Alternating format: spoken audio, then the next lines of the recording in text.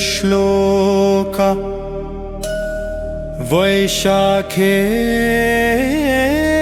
मासि कृष्णायां दशम्यां मन्दवासरे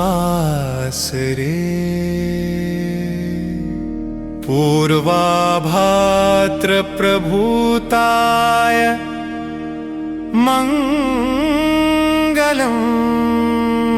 श्रीहनुमते।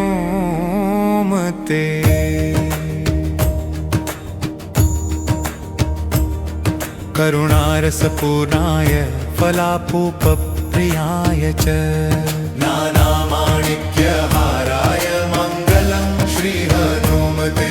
सुवर्चलाकलत्राय चतुर्भुजधराय च उष्ट्रारूढाय वीराय मङ्गलं श्रीहनुमते।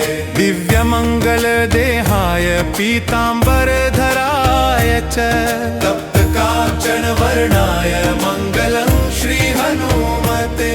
भक्तरक्षणशीलाय जनकीशोकहारिणे जलत्पावकनेत्राय मङ्गलं श्रीहनुमते। पम्पातीरविहाराय सौमित्रिप्राणदायिने सृष्टिकारणभूताय मङ्गलं श्रीहनुमते। रम्भावणविहाराय गन्धमादनवासिने सर्वलोकैकनाथाय मङ्गलं श्रीहनुमते।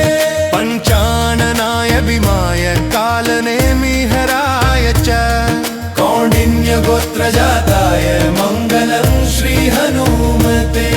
इति स्तुत्वा हनुमन्तं नीलमेघो गतव्यथः प्रदक्षिणनमस्कारान् पञ्चवारं चकार सः।